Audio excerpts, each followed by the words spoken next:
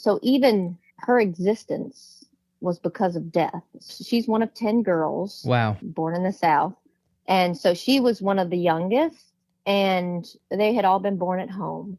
But one of her older sisters, I think she was maybe 12 at the time, she had gotten scarlet fever and had heart failure. So she was dying when she had just been born. But my mother, who was just an infant, was dying. Something was wrong with her. And the doctor who had come to the house when they still did house calls to see my dying aunt saw my mother and was like, that's a dead baby. I need to take this baby to the hospital. This baby just is not going to live. It all starts with a single question asked to an anonymous caller. What do you think happens when we die? And from there, the conversation goes in completely unexpected directions. Some speak with certainty, others with doubt. Some are still trying to make sense of it all. I'm Zach Ansell, and this is When We Die Talks, a podcast about death, meaning, and how that shapes the way we live. This podcast was born from my own fears around death and the need to talk about it. Thank you for being a part of this conversation. I'm glad you're here. Hey, welcome back or welcome here if this is your first time. This week's call goes some pretty wild places. Our caller's mother was born into a family of 10 children. When she was a newborn, one of her older sisters, around 12 years old, was dying at home from complications of scarlet fever. A doctor came to the house to check on that dying girl, and while he was there, he noticed an infant in the room and realized something was badly wrong with her too. She had a condition called pyloric stenosis, had surgery, and survived. Her older sister did not. That's the reason this caller is alive to have this conversation with me at all. And that's just the beginning of a lifetime that stayed close to death in ways most people don't experience. This caller grew up in a strict Pentecostal household in Mississippi, the kind of upbringing with a very strict definition of heaven and hell, and they were the kind of kid who kept on asking questions nobody wanted them to ask. Questions that eventually led them to try teaching themselves Greek and Hebrew just so they could check the translations themselves. Somewhere along the way, a single word from a dream sent them down a rabbit hole into a set of books from the 1970s about astral projection, and that's when things really opened up for them. By the time we get to the middle of the call, we're talking about bubbles reflecting light, lava lamps as a model for consciousness, and the Mandelbrot set as a way of understanding what happens when we die. At one point during the call, I'm Googling some of these things, just trying to keep up. If any of this sends you looking up things afterward, you're not alone. I did too. The newsletter that went out today on Substack has some of what I found, and the show notes will have some jumping off points as well. This one is very interesting and very unique. Let's get into the call. I hope you enjoy. Hello. Hey, how's it going? Good. I just have to say thank you so much for bearing with. I don't know, we've had multiple technical difficulties. Then we had a bunch of scheduling stuff with I lost a friend, and then I was on my retreat, and we have gone through so many hurdles to get here. So I just want to say thank you so much for sticking with it and being willing to continue to indulge me in this crazy project of mine. The place that no problem. I do want to thank you too for the opportunity, because I love what you're doing. Oh, thank you. Because most of the time there's lots of good people out there and a lot of people that hold a whole lot of wisdom, but they don't get to tell their stories or talk. Yeah. Usually, especially on a podcast like this, if they haven't achieved some sort of goal, like if you haven't started a business or written a book, or you have to already be like pseudo famous in a way. Yeah. To just, and normal people hold lots of good thoughts and wisdom and stuff. And so I think you're opening a door for people to express that and other people to experience other people's that are just like, I've thought about a podcast similar, like how do we get people who haven't achieved big things? We're just doing normal stuff day in, day out. Yeah. Yeah. Thank you for saying that. Here. It means a lot because I don't know. Sometimes it does feel like shouting into like a void or something, because it's just me creating these things and putting them out, and you never know how it's resonating with other people. So I really appreciate you saying that. Yeah. And it's just like your everyday opportunities that you walk in. You never know what little bit of interaction with humans ever, like what it does for somebody in the whole of their life. It's just the same. I know it's a lot to put into it. I've started my own podcast, but like that, just putting all that work and effort into something that it's just going to sit there, and you don't know who it's going to resonate with or where it's going to sit. But Yeah, you get it. It's a lot of work, but it's worth it. And yeah, I think there was something in there that you said that I don't exactly know why it flipped a switch in my brain, but you're like one of the early applicants of the project. You probably applied a long time ago because I don't have any information about you at all. I've changed the format a little bit, and so now I get a little tidbit from people, and I guess we've exchanged some messages back and forth, so I know a little bit about you, but really going into this blind, and I love these conversations. I mean, I love knowing a little bit too, so then I can, if things stall out or whatever, then there's room to, okay, oh, how about this thing that you mentioned? But I also love these because this is where it started with just me getting a phone number from random people, jumping on the phone, seeing where it goes. And so maybe that's I'm not sure where I came across you either. I don't know if you had posted something on like a Reddit at one point or I should do Reddit. Instagram. It's probably Instagram. I'm most Instagram. It was it possibly was Instagram. Yeah. Most focused on Instagram. But anyway, I think one of the ways that I really like to start these conversations, and especially in this case, because I don't know anything about you really. I know that you're a nurse, but there's not a ton of information. And I think just in general, orienting listeners, it's good to get an idea of why you even wanted to have this conversation. It's a topic that a lot of people don't like to talk about. It's a topic that is avoided. It's taboo. I think my view might be kind of skewed because I've been doing this for a couple years now, so I'm seeing a lot more about death, but it seems death is becoming a little bit more of a common topic. Death doula is becoming a term that more and more people know. But yeah, I am curious why you in particular wanted to jump on the phone with a random stranger and talk about death. Yeah. So for me, death has been part of my life since I was really young. So I've been exposed to lots of deaths throughout my entire life, which there's a lot of people I've learned the older I've gotten and the more people I've met, that there are people that go almost their entire lives without ever losing somebody to a death until it's like their grandmother or their mother. And I was born into the world with lots of death around me. Okay. Both my father lost his mother when he was 9 years old to cancer. My mother lost her mother to cancer as well before I was even born. So my mother was still really young. Okay. So I think for me, death has always been a part of life and a part of existence. And to come across so many people when I have had other deaths in my life and I come to it from a place of the understanding from all the previous deaths I've had in my life.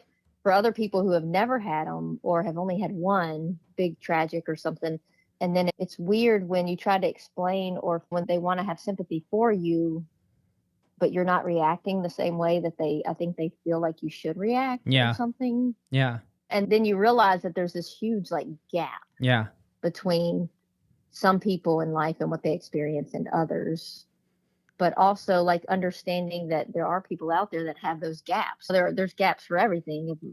And two, when people are like, I hate when that other person is suffering because I have all this, but it's in life. We all have the things that we suffer from, and they could be vastly different. And you just never know what somebody's suffering from, but also it's those people's lessons in their life. Yeah. So being raised around death a lot and having death as something that has occurred is one of those things that was part of my journey. Whereas others may have a completely other thing. They may have never come across death in their life, but they have their own journeys and their own vices or things that so I don't know. I think just being part of the conversation, just allowing the things that I've experienced to be spoken about so other people can experience them in a way that they've never been able to experience. Yeah. And just understand that there is those differences. Yeah. I think we're going to have a wonderful conversation because I am, by and large, kind of that other kind of person who I haven't had a lot of loss in life. I've basically only lost my grandparents, and I did have that death of a friend recently, and it was a big deal to me. But strangely, it's because I started this project. I met him through this project. And yeah, I haven't experienced a lot of death, so I think we'll have a good conversation. But before we get into kind of the heart of the conversation and really dive into those things, because I feel like you have a lot that's going to be really, I don't know, it always feels really weird to say fun to hear about. but I think it'll be interesting. I Yeah, think you'll bring, yeah. I think it's fun in the way that it's connecting and it's deep conversation with another human. It might not necessarily be fun in terms of the subject matter or the things that get brought up, but it's still important. And I'm excited to dive into that. But I want to get to know you. I'm definitely go one ahead. of those people that I have a story just about for anything, and it gets to a point where it's really there's no way you've experienced. You just made that up. You've not experienced all of these things, and I'm just one of those people that just things happen. Yeah. You know, I'll try to guide the conversation as much as I can, and then if there's so much left, I am ADHD, so sometimes I do have difficulties finding words or putting sentences together. Okay. And then with the ADHD, sometimes I can go off in a large tangent. So please wrangle me in. I'll do my best. The only thing is the tangents are the best part sometimes that gets us to really interesting places. And if we end, if once we get closer to an hour, if there's a lot more left, then maybe we'll talk about doing a part 2 or something or doing another call down the road. But we'll see where this goes. I'm excited. But I do want to get to know you. Obviously, we're keeping the anonymity and everything. So nothing like super personal, but I like to get an idea of where you're calling from, like state-wise, and then maybe the state that you grew up in as well. I think those two things help inform where our beliefs come from to some extent. And then the other kind of question is what your favorite book is and why. Oh, I may have needed that beforehand. It's okay. Yeah, I can come up with something. Okay, so I'm currently in Virginia. Okay. And I've been in Virginia about 7 or 8 years. Okay. But I grew up in Mississippi, North Mississippi, outside of Memphis, Tennessee. So it's the Bible Belt, very hyper-religious upbringing. Okay. That was cultish denomination where it was very strict. Okay. So that's some of the background. But like I said, I've had lots of experiences. So even I've worked in many different fields. Currently, I'm a nurse. Yeah. I've been an artist, painter, writer. Multi-talented. Executive administrator, as a secretary, a bunch of different things. It's like one of those, I still haven't figured out what I want to be when I grow up in my 40s. And then favorite book. And why? I have lots of favorite books, but on the topic of where I am now in my life and mentally, a book that really set me on that track was, I would think, Robert Monroe's. He has a series of 3 books in the 70s he wrote. Are you familiar with Robert Monroe? Nothing's coming to mind, but maybe if you said the title, maybe. I think it's the first one, I think in the series is Out of Body. Okay. So he did astral projection. Okay. And then it's like Journeys Out of the Body, or oh, interesting. There's another one. But the way that I came across that book is I do dream interpretation. Okay. Jeez, you and do I've always, it all. Yeah. So, yeah. I love dream interpretation, and I've done that for a long time because I've had very prophetic dreams throughout my life. And then some experiences with what I now learned later on were like astral projection, maybe when I was a child and didn't know what was going on. And so this kind of helped you understand that a little bit. Yeah. So I had a dream, and in the dream, I remember this word loosh. And when I woke up, I was like, that is the weirdest word. Like, what was that? But I always like things that really stick with you is what you usually use for symbolism when you're looking through and doing dream interpretation. And so when I looked up loosh, that word was used in the book by Robert Monroe. And that's was one of the words. So then I was like, I've got to read this book, apparently. And this was around maybe 2011. Okay. And so I was at the same time as I had a blog, and I was blogging with a bunch of different people that we all circling around, reading each other's blogs and that kind of thing. Yeah. And it was when synchronicity started becoming a thing sort of in mine. Yeah. Yeah. And so I think even there was a bunch of the different bloggers, like of 20 something of them, that came up. And I think in 2011, they published the Sync book. Okay. Also at that time. So, but it was all that happened together. So that dream I had, and then I started reading the Robert Monroe. So that book, he just, all of a sudden, he was like a radio broadcaster. Okay. And he just astral projected out of his body and was thinking he was losing his mind. Whoa. Started going to his doctor friends and something's happening. I'm sleeping, but I'm not sleeping. I can see my body. I'm outside of my body. Like he was freaking out. Yeah. Obviously. Rightly so. Yeah. Right. Yeah. So something is not right. So once he figured out that nothing's wrong with him physically, then he started playing with it and doing all of these experiments with people like, hey, tomorrow I'm going to try to astral project and go see if I can see you and things like that. So he could say, okay, now he'll talk to him the next day and say, you were doing this at this time. Wild. So they could then verify with him, yes, I was doing that. So you really are seeing me. Like you're really projecting out of your body. Huh. So he's the guy that actually, after his astral projections and his little experiments, he got bigger and bigger. He started going out of this realm and out of our solar system and into other places in the solar system and meeting all these beings and things like that. Whoa. And the meetings and stuff are, I think, how he created the binaural beats. So he's the one that started the binaural beat stuff and the Gateway Project. And that's the one that I know of Gateway Project. CIA. Yes. So the CIA had done over the Gateway Project. So Robert Monroe is the one who was the initiate of all of that. Okay. Which is funny because I had already read all of I think his name is Ron Johnson, and he had done a book on the men who stare at goats. Okay. Or he talks about it in I think his one about, it's like something about the psychopath test, I think is the name of that book. Okay. That was at the same. So I had already read that one, the psychopath test. And in that, he talks about the Gateway Project. And he talks about synchronicities. Goats, right? and this was all that same time of like, where like you start learning about a topic, especially like synchronicity, and then these grand synchronicities start beginning to coalesce in your life. So that book there, The Journeys Out of the Body, I believe is what it is, by Robert Monroe, I guess would be one of, because it's really, in the last, I guess, 15, 20 years, has made a huge impact on who I am today, where my thoughts are, the building of my character. Yeah. It's just sent me on such a journey. I would say that's a really good book. Yeah. Well, with that set up, I don't even really want to say anything else because I feel like it's just perfect to jump right into the big question of what do you think happens when we die?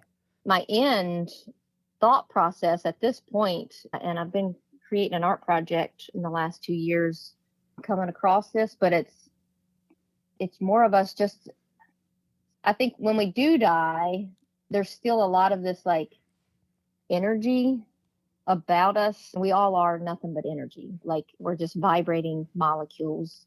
And then our brains is what kind of helps everything like calculate it and project it to us in our mind, so that we talk about a holograph or whatever, like it projects the solidarity and the separateness. Yeah. And for me, what I've recently, I'm still like working through some of these thoughts, but that the light itself, so think about a bubble, like a bubble floating in the air. Okay. I love a visual. So you have this bubble, and when the light shines onto the bubble, it'll create a reflection. And then that reflection that you see really isn't it can look like you if it reflects you from the light, and you can see you, but it's only an essence of you. So that reflection is just this essence of what you are reflecting off of it. And that's, to me, what our reality is. We are that reflection. So you've got light, whatever light is. You mean light? You mean here we are the reflection, or? Yeah. Like, so okay. I think our physical our reality right now. Like, okay, cool. Just wanted to clarify like that. Our dimension or whatever. Yeah, is the reflection. We are the essence of light coming into contact with the darkness, or the all that is, the great mother, the chaos. In different texts, there's different words for it. Yeah. I think like in Sumerian, it may be like the Tiamat or the Amma. Okay. Just so it's like there's this substance, and once the light reflects on that substance, then the interaction between the two is what creates that essence, Okay. which is what we are. And so we all, again, like we're all really everything. We're all connected. Or if you think of it like a lava lamp, so think of like the light creating the heat, Yep. and that heat interacting with the substance in the lava lamp that Yeah. helps Whatever that make, substance is. this, yeah. So this undulating body that just is moving about, but then can be sequestered off into pieces. So there'll be like little blobs off by itself. Yeah. So that could be like little realities. So if you think about the thick essence that undulates around inside of a lava lamp, that is like the darkness or the feminine or the material realm. Mm-hmm. And then the light or the heat that's interacting with it, and just the surface level of where those things are interacting. When you look at the, what is it called? The Mandelbrot set, when you calculate out the Mandelbrot set. That sounds kind of familiar. The never ending, it just like you can keep diving into it, and it's the same thing over and over again. The deeper you get into it. I'm gonna have to do some research after this call. Yeah, sorry. No, that's great. No, it's good stuff. And they've even recently, somebody came up with a more three-dimensional, it's called the Buddha-brot, and he called it the Buddha-brot because when you take the Mandelbrot set and then you create it in multi-dimensional reality instead of being flat 2D and make it three-dimensional, yeah, it looks like a lot of the iconography through religion of the Buddha. Yeah, so it's almost, but then too, when you look at the Mandelbrot set, a lot of it repeats, but there's also like deviations. So some go down into a weird distorted deviation, but it's almost like the larger picture. Okay. But it also like deviates into this weird distorted view of it.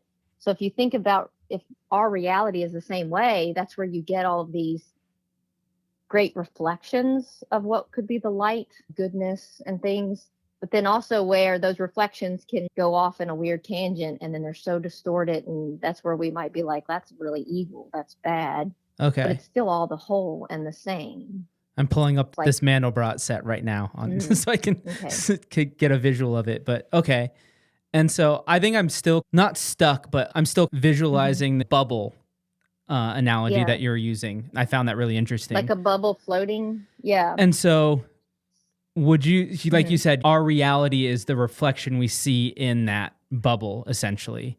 And so then is death then the popping of the bubble? And if so, then what does that, it sounds like to some extent there's this connectedness that you're talking about. And is it similar to like to the whole? Is it like a collective consciousness, or is there some different phrasing that you would use around that?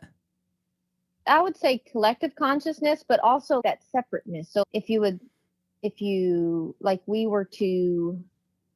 have our higher selves. So you have a larger you that exists outside of this reality, because it is part of whatever the bubble itself. Think about, we're just the reflection, just that like interaction. So once, and then it couldn't be like, that's why I say like a lava lamp, because you don't really pop that bubble. It just kind of goes back into the hole. Yeah. And it slowly does though too. So as death is, you wouldn't just automatically just be part of the whole. Yeah. You'd have this slow movement back. A slow transition. So you also have that slow transition outward. And then back in. So actually the full essence of everything would actually be like, it's almost like we're something that's grown out of. So it's gotten bigger and bigger and larger over the years. And so that's where like this complexity of like our bodies. And it's really interesting to me where people who have had DMT experiences, or like different mushroom experiences, where they talk about, it feels like you're going down into this worm-like state. So it's almost like you're devolving. So before you get back to where you feel like this wholeness, you're devolving from humans down into the smaller something parts less and bits complex of who we are. Yeah. very less complex and going back toward the whole. Interesting. Instead of being something complex and then we're the simplicity of it, we're actually the outgrowth of, hey, what is this interaction between light and darkness, or between light and material, or between whatever the whole was at the beginning. Like to me, it's the all that is, the thing that existed in reality before there was anything else, before the Big Bang, before. And this is cyclical. Yeah. So it would be just, we kind of form moving. And unform and form and unform. Maybe form's not quite the right word, but it's not just like one and done. It's you. Yeah, I think it's a constant movement of in and out. And when you look at that Mandelbrot, yeah, and I think on Wikipedia there's like a GIF that plays over and over again that just goes deeper and deeper into it, where you can just see that it's like the same thing over and over again, but there's all these like little tiny variations and distortions. And I'll definitely do some research before I share this and everything, but I'll definitely link something in the show notes of what you're talking about, so it's easy for listeners to find. But yeah, or to do their own like deep divers. Yeah, you know, I'll give like I said, I'll give a jumping off point, and then you can run with it, kind of type of thing. But yeah, I'm definitely gonna have to sit down with this because it looks very fascinating. That's definitely where my thought process is with who we are and why we're just like an outcrop of, hey, what is this interaction? And let's see how far it can go. What can we create with it? And how deeply can we become whatever we can become? Like, and then if you think about it, if our reality, even when we see planets and stars far away, those are just other little tiny blobs popping out too. So almost even like our sun, everything comes from within. So think about the beginning of what the earth was. The essence of it itself has coalesced from bits and pieces that came from somewhere. Yeah. And what if we just pop into reality? You know, like those, obviously it all started with gases and different things, and all those things have come together and made bigger things. Yeah, it's more complex over time. Yeah. I will say, this is why I love this format, because like I said, you're one of the earlier applicants where I had no idea any sort of background or anything. And then from our rudimentary text messages of just trying to coordinate this, and you talking about your schedule and being a nurse, this is not where I thought the conversation was going to go. And it's fascinating. And then too, as a nurse, I work with psychiatric dementia patients. Oh, okay. That's a whole nother like level of death and dying as well. Yeah, absolutely. And now I've got the Wikipedia page pulled up with the GIF running, and it's I feel like gonna have to watch that a little bit more later and kind of dive into this. But yeah, it's fascinating because this is just not the expectation of jumping on a call with a nurse and thinking it's going to be a very clinical and maybe pragmatic. I don't know if that's quite the right word, but just this is what happens when we die. And then we jump into all this stuff now that I'm like we said, I have come across, and I'm blanking on wasn't it like a series of recordings that you mentioned from Robert Monroe? Whatever that kind of government, the Gateway Project. I've come across that. Binaural beats. Yes, like I've come across like little tidbits of this stuff, but now I'm like, okay, great. Now I have a whole new rabbit hole to fall down.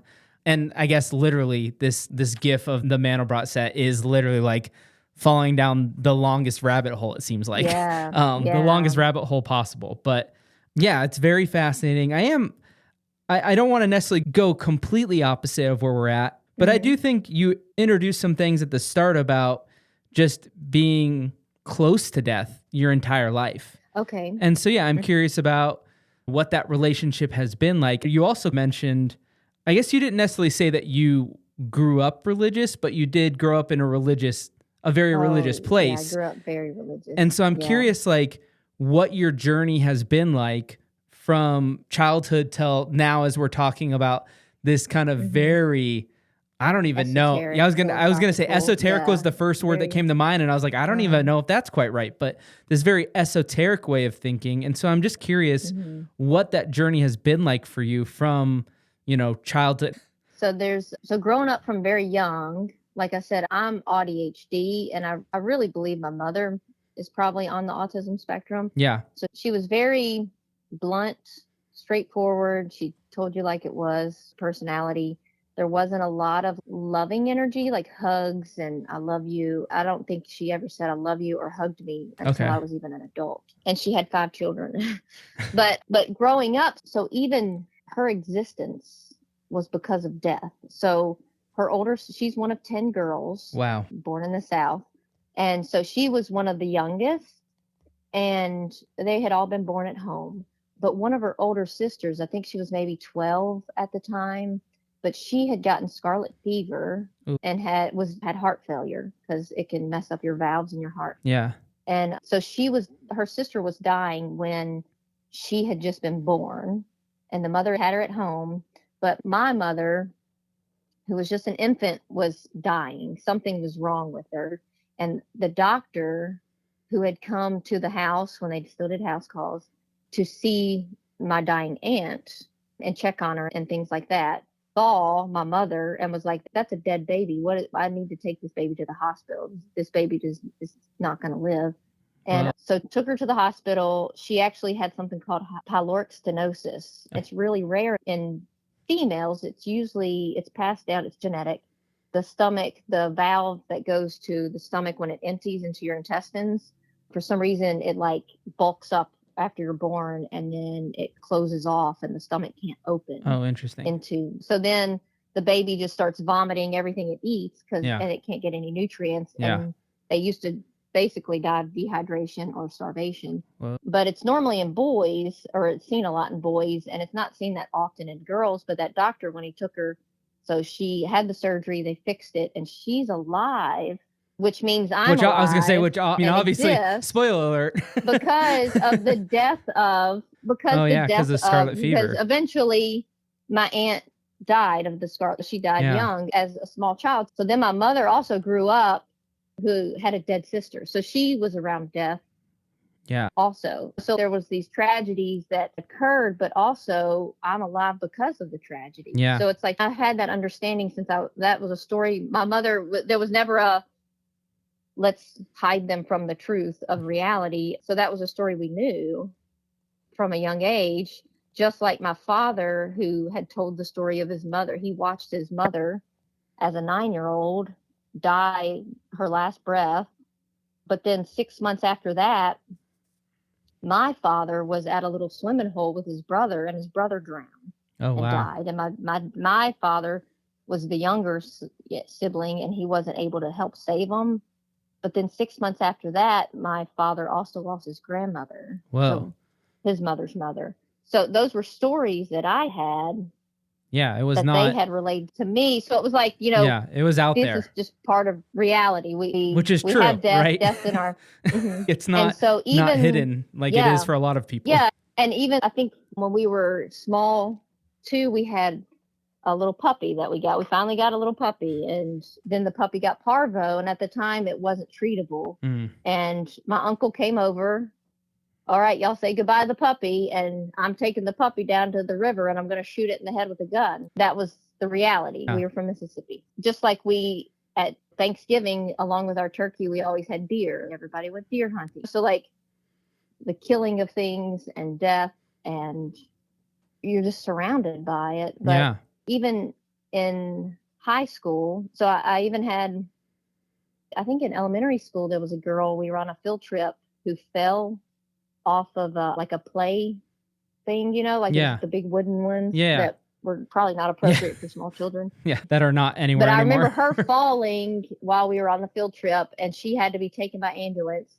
And I remember all of us like writing letters to her. The teacher, she was in the hospital for a while. I don't know if she broke some bones or not or whatever, but we all wrote letters to her. And I can remember writing, I hope you don't die. As a kid, that was right? on my brain because it's a possibility, like I had already been. And then even in high school, I had multiple people like that I knew that were friends that died of, a lot were of car wrecks. A kid came to school. He had come to school that morning. School hadn't started yet. And then his girlfriend called and said she had missed the bus. Could you come pick me up? So he left in his car, went to go pick her up. It was really foggy. They were driving back toward he had picked her up. We're driving back toward the school, and an old lady pulled out in the fog and didn't see them, and they hit. Oh. And the car rolled. Nobody knew the girl was in the car, the girlfriend, because she fell out of the car and she had landed in a ditch and drowned. Oh, no. And so that was a loss. Another friend of mine, this was all in high school. There were 4 of them had went out drinking.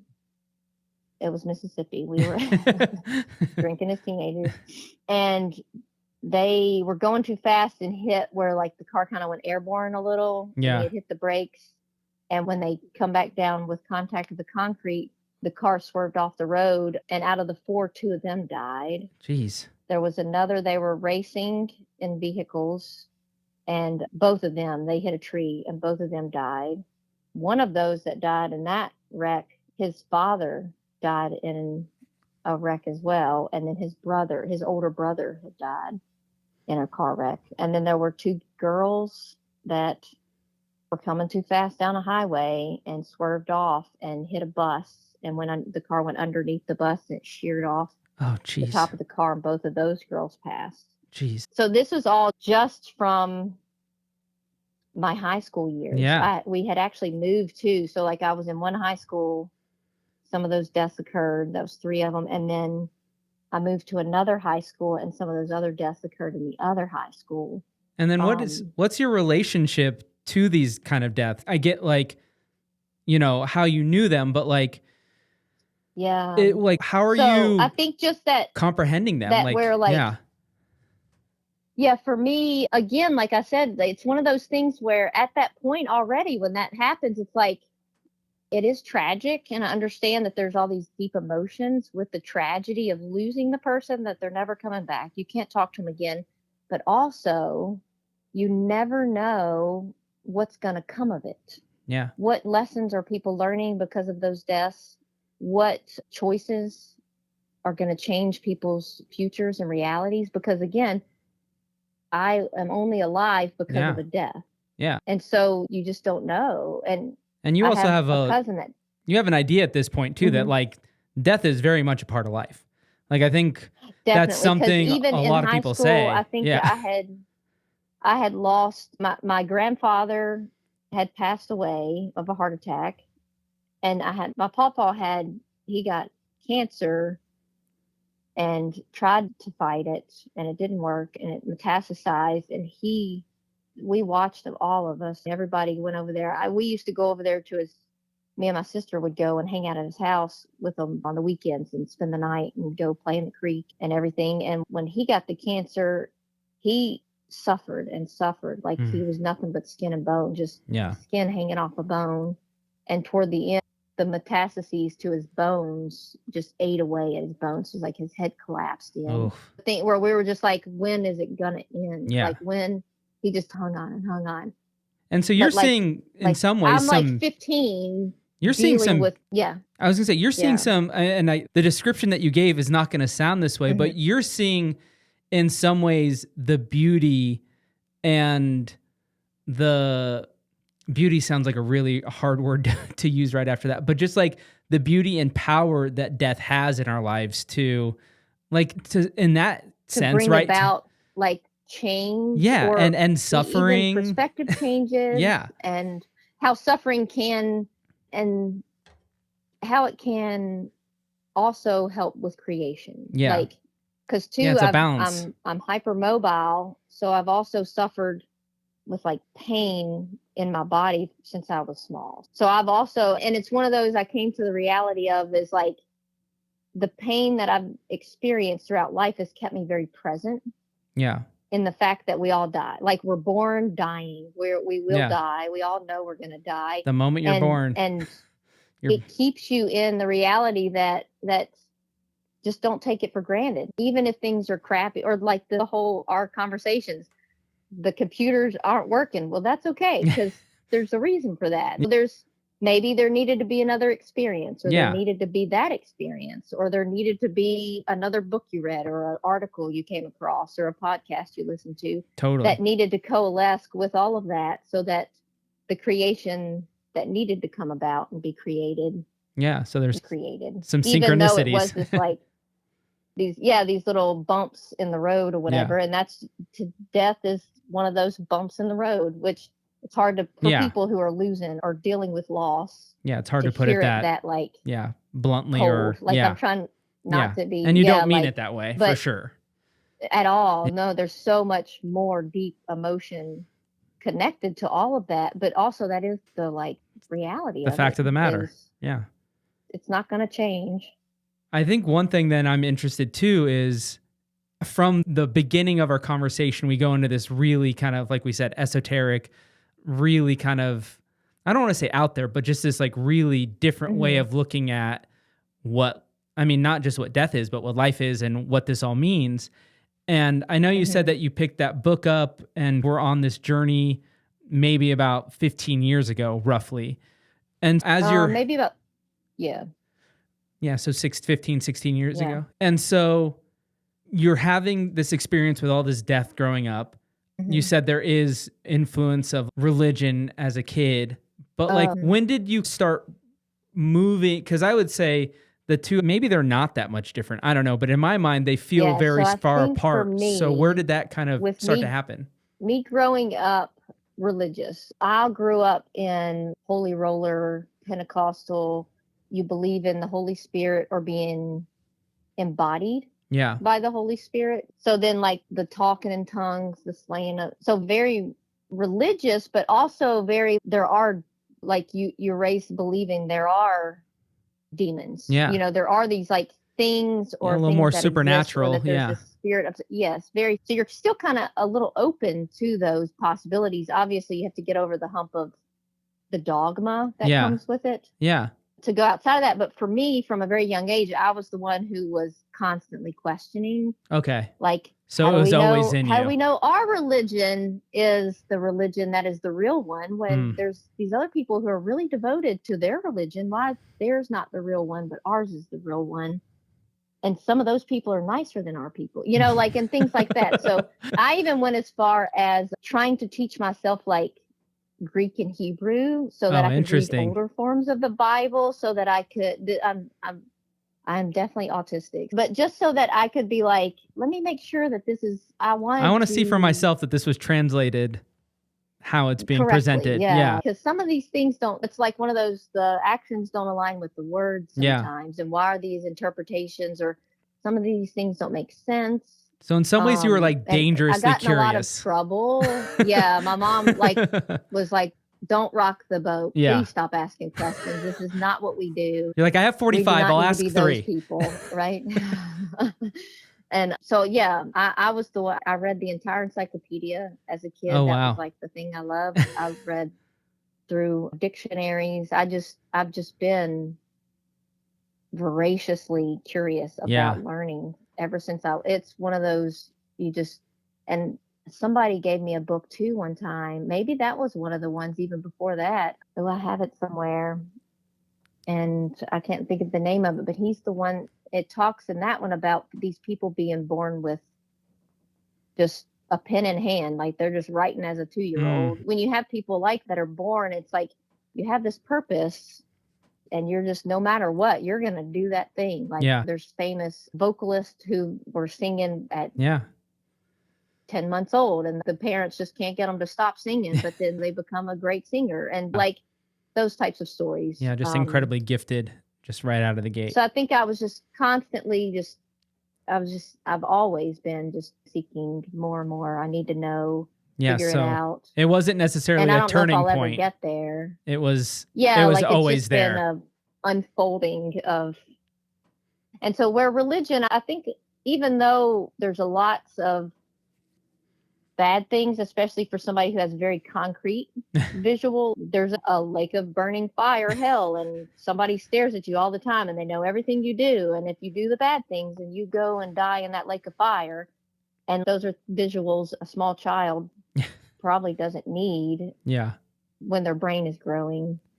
And I think wanting to think, maybe it was too harsh of a reality for me, that maybe I wanted to figure out, maybe it's something else, because I don't want that to be the end.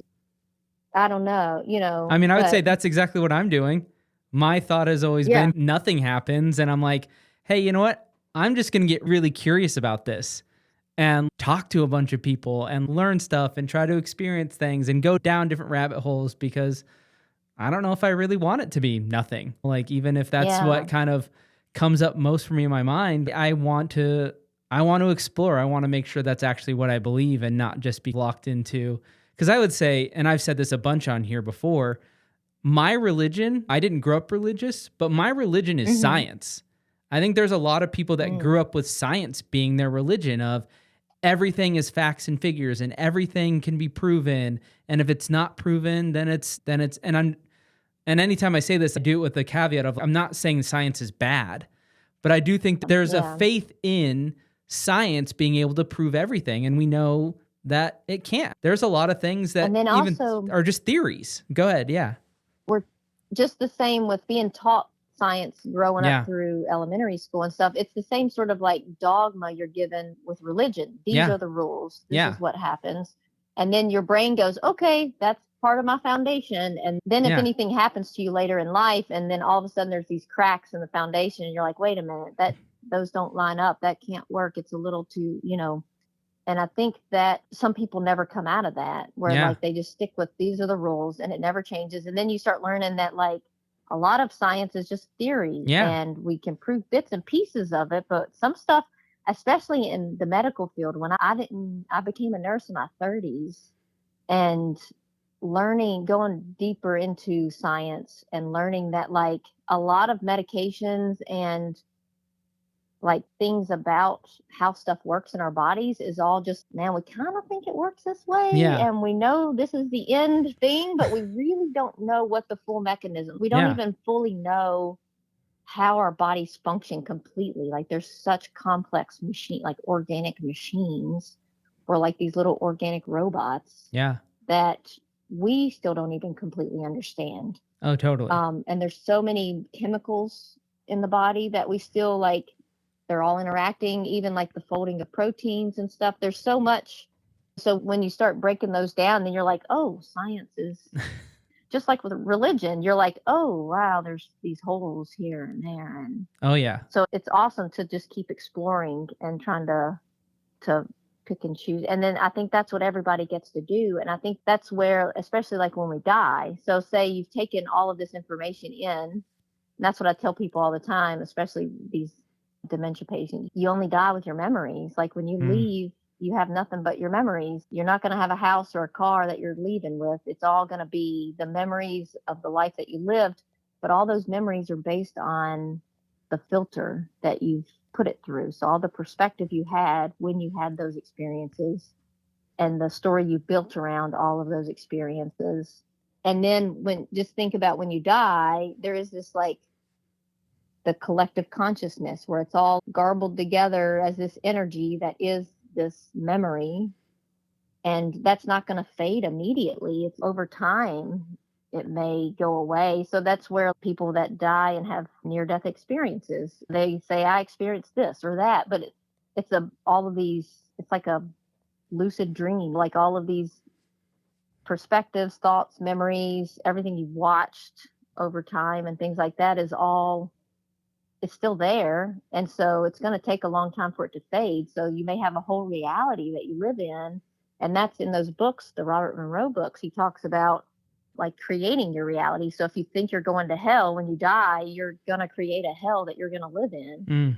If you think you're going to go to heaven and you're going to meet Jesus, and when you die, that's where you're going to go, because that's where your essence of self will take you to the place and make the thing that you want, as long as it's strong enough. The intent is there, but that doesn't mean that it's going to be permanent. It'll fade over time or change and morph, however it may do Yeah. that. And so science can be a part of that, and everybody's perspectives for you, like, your reality when you die could be just nothingness, and you just experience nothingness because that's what you believe Yeah. is there when you die.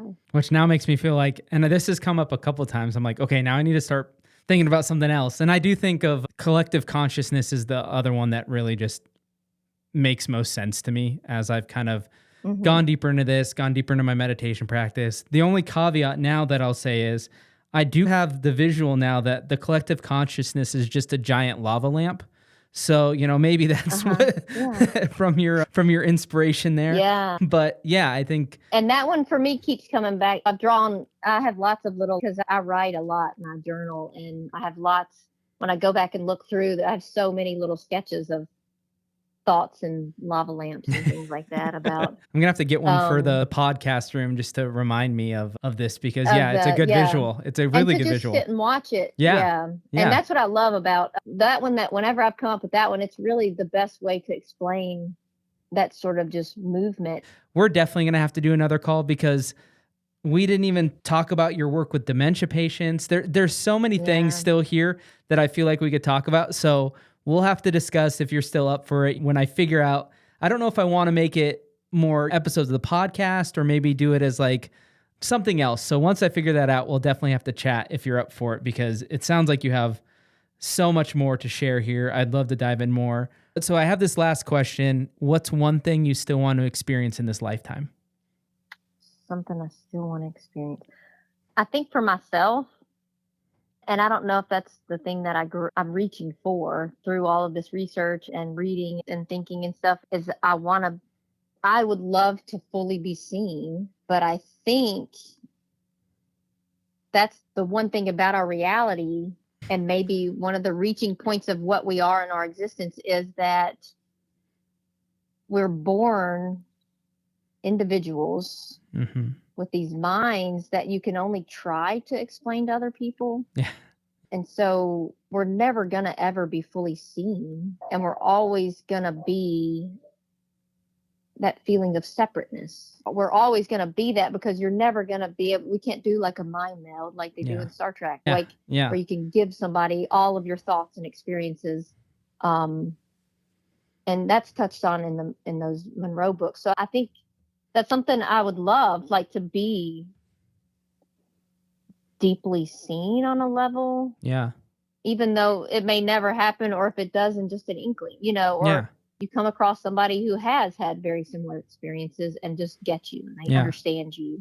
But I don't know if that's achievable, but it is a goal. So I don't even know if that's just sort of our goal of our existence in all, is can we create this reality and then experience it as be a seen whole within it. Maybe. And that's the collective unconscious. It is that where all the thoughts and memories and experiences all go back to the whole, so that everybody can experience it and we can be seen, like we can be known, because you may never be fully known and you die alone. I do feel like no matter. You tied that up really well. Like, it pulled everything together, and I think that's a beautiful. I think that's. I know there's a million different answers, but I think at the end of the day, that's what everybody wants to some extent, right? Is just to be fully seen. And that's a really hard thing. Like you said, it's the way that this is built, this construct of individuality and separateness. Like it's a really hard thing to achieve, but I love that answer. It was really beautiful. And I just want to thank you so much for being willing to do this, for putting up with multiple technical difficulties. But like you said, it all happened for a reason. We finally had this conversation. And let's definitely stay in touch. I definitely have lots of research to do. So I might be reaching out for pointers of maybe where to direct me into some more things. But I'm just really grateful for you and for being willing to do this. No problem. Thank you for, like I said, for giving me the opportunity. Yeah, absolutely. And I hope you have a good rest of your day, and take care. Yes, thank you. All right, bye. Bye. It's easy to look at this conversation and say that there's a lot going on. Bubbles of light in the Mandelbrot set, a childhood spent reading encyclopedias and questioning a religion that told them not to ask questions, but it never felt scattered to me. It felt like someone who has spent their whole life trying to understand the thing most of us spend our whole life avoiding. On my end, things are moving. The applications to be an anonymous caller exploded lately, and it's over 200 people now. And there are some calls already lined up that I genuinely cannot wait for you to hear. I mentioned last week that I had something in the works, and I wanted to give you a little more context to it now. This caller and I talked about doing a part 2 before we hung up, and that got me thinking about how much can shift for someone after they've already told their story. Their grief might have changed, their health, their beliefs, the way they think about the conversation itself. Or maybe there was just more to say that we didn't get to the first time, like this call. So I've been starting to create something around going back to people who have already been on the show and finding out where they are now. Invites are going out to some past callers this week, and if it comes together the way that I'm hoping, I'd love for it to be ready around the 2-year anniversary of the podcast. If there's a call from the archive that stuck with you, one you'd want an update on, I'd love to hear which ones and why. More soon. I'll see you next week. When We Die Talks exist because people have stories worth telling, and most of them never get told in a way that lasts. Mnemosiny is my attempt to do something about that. It actually started with a guest from the show, and after his interview, he told me how much it meant to have something he could share with the people in his life. So he didn't have to keep repeating himself, and so nothing got lost over time. I couldn't stop thinking about how many people have a version of that. Honestly, all of us do. All of us have a life worth capturing, and people who love us and would give anything to hear it told. Mnemosiny is a guided conversation with me where we capture someone's life in their own words, where they come from, what made them who they are, and the stories they want people they love to know. The recording is yours, private, personal, something you can share with anyone you want. If someone came to mind just now, even if it was yourself, that's probably worth paying attention to. You can learn more at mnemosiny.com. That's NEMOSENE.com. Thanks for listening to this episode of When We Die Talks. These conversations don't offer answers, but they do open space. Space to reflect, to feel less alone, and maybe to see things a little bit differently than before. If you'd like to explore your own beliefs out loud, you can apply to be an anonymous caller at whenwedietalks.com. And if a full call feels like too much, the voicemail is always open. Leave a message at 971-328-0864 and share whatever death has stirred in your life. Listener support truly helps keep this project going. If you'd like to support the podcast, you'll find a link in the show notes. And as always, please like, share, and follow. Every bit makes a difference. Until next time, have a good life.